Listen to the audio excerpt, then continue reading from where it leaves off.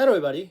Today I will talk about is minimalism good for mental health? But the answer is so easy and so simple. And minimalism is good for our mental health because all minimalists discard not only their stuffs but also their attachment. They try to adjust their attachment or obsession and minimalism is a kind of a discipline. Minimalism is a kind of a medical treatment. And the process we learn a lot. Our true states or our true desire.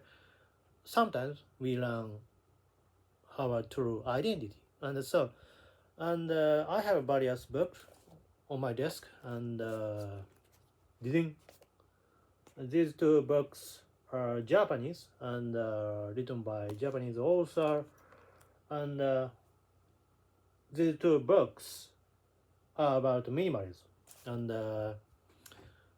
I love to read these minimalistic books and because I am a kind of a spiritual man and all spiritual men tend to be a minimalist. But of course, minimalists are not necessary to be a spiritual man. And so, uh, so of course, these two men are not kind of spiritual men. But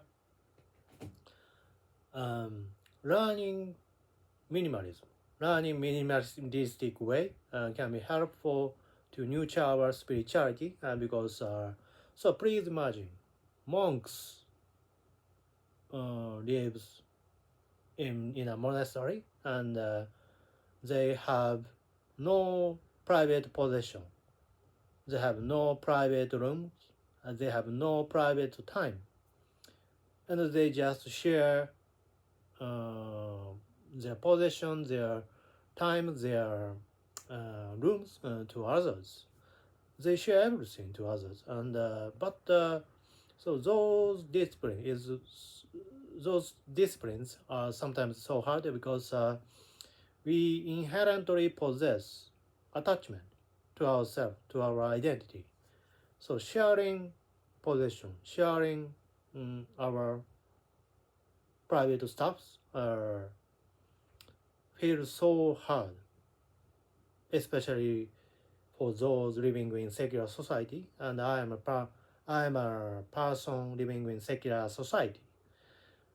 And of course, I have schizophrenic symptoms, and sometimes schizophrenia makes us super difficult person, attaching everything, attaching people, attaching our possession, and so I have various attachment stemming from schizophrenia, and but so I want to live like a monk, and I'm a spiritual person, and I envy monks living in a monastery, spending a lot of time to pray, a lot of time to mindful practice, and I am also mindful trainer and amateur trainer, and so through reading minimalistic books can help improve my symptom, including schizophrenic illusion, schizophrenic kind of paranoia, and so this book written by Far, Pha Far. Far is his name, yeah, pen name, and in which he described a kind of particular way of life, and he shared um, his possession to others in his house. He owned shared house. Shared house is a kind of a geek's house. Geeks like of lives are maintained in there. houses, and say they owned a shared house in which um, young geeks are gathering in one place and share everything they possess. And this is typical minimalistic way, but he claimed not to be a minimalist. He is just a kind of freelancer and a blogger, and he claimed not to be a minimalist. But I believe he is a minimalist because his way of life is typically minimalistic, and I love it. And so, how do we share our possession to others? It is a very crucial point, and of course, it is very hard for everyone having strong attachment to their possession. I am a book lover. I possess a lot of books on my shelves, and so if someone asks me, please give me some your books that you no longer read, but probably I refuse their their demand because I have strong attachment to my possession. I cannot give my books to others, but this is uh, this is unhealthy. This is not healthy.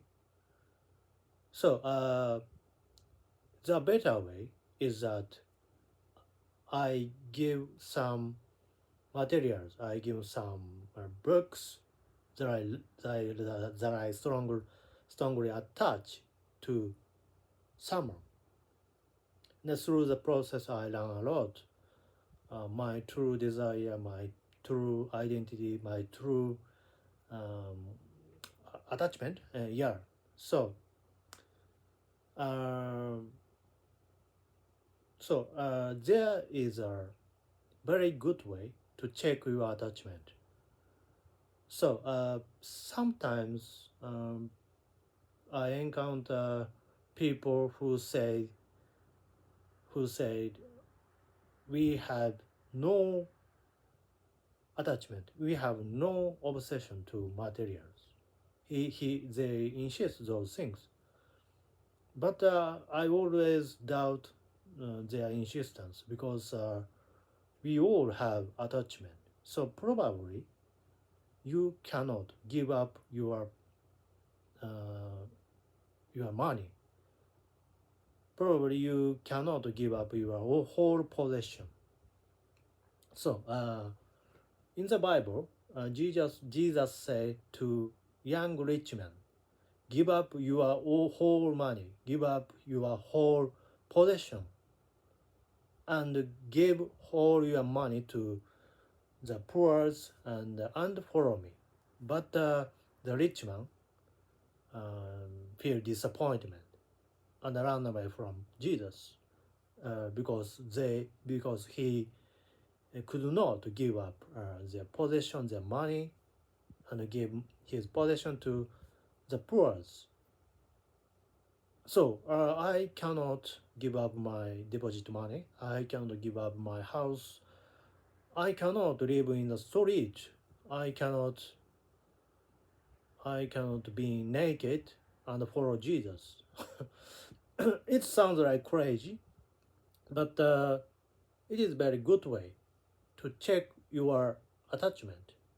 So, can you discard your necessary things? Can you discard your stuff that you strongly attach to? And so, I cannot give up my books. I cannot discard a majority of my books, and so I recognize my attachment through those kind of thinking, kind of training in my mind, and very this is very very good way to check your attachment.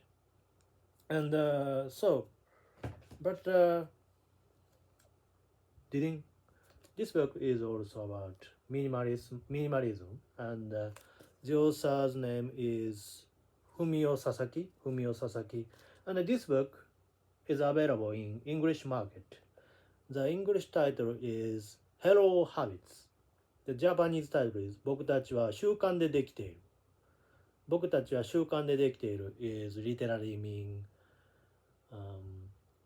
we are made by our habits. We are made by our habits. So we all have attachment, but through the minimalistic process, we learn how to discard our attachment. And the Fumio Sasaki insists we can achieve those goals through our habits. Not only our habits can change our mind, and this is my idea. And our identity, our personality, our character are made by our habits. The habits is mean to a series of action. Habits is a series of action, our action. So our identity, our personality, our characters are not kind of concept, are not kind of notion, and not kind of abstract thoughts, but our identity is just our actions, our habits. Our habits is equal to our identity. So we cannot separate our mind to our actions. So this is a very crucial point. So we have attachment, but through establishing our habits, we can detach from our desire, from our strong attachment, but gradually, but through step-by-step method. And Fumio Sasaki advocate step-by-step method, and some minimalists suggest us one-shot method. One-shot method is like a one-shot method. So you have to declutter in your house within 1 hour. You have to discard every unnecessary things in 1 day. This is one-shot method. But sometimes one-shot method feels so hard. But Fumio Sasaki recommend us nurture our mind gradually. Nurture our mind in minimalistic way, and we become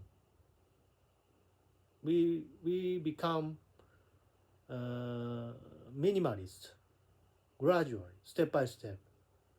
Minimalism cannot be done overnight, and so of course in the monastery we learn contemplation by step method. We learn contemplation through our routines, through our everyday of lives, and as well as monks, we learn minimalism step by step, and only a habit can achieve those goals. So he insists habit matter to achieve our goals. So today the topic is about, is minimalist good for our mental health? And the answer is yeah, minimalism is good for our mental health, because minimalism help us detach from our strong attachment.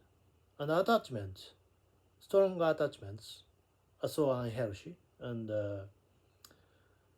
living from strong attachment can be healthy. it is very simple mathematics.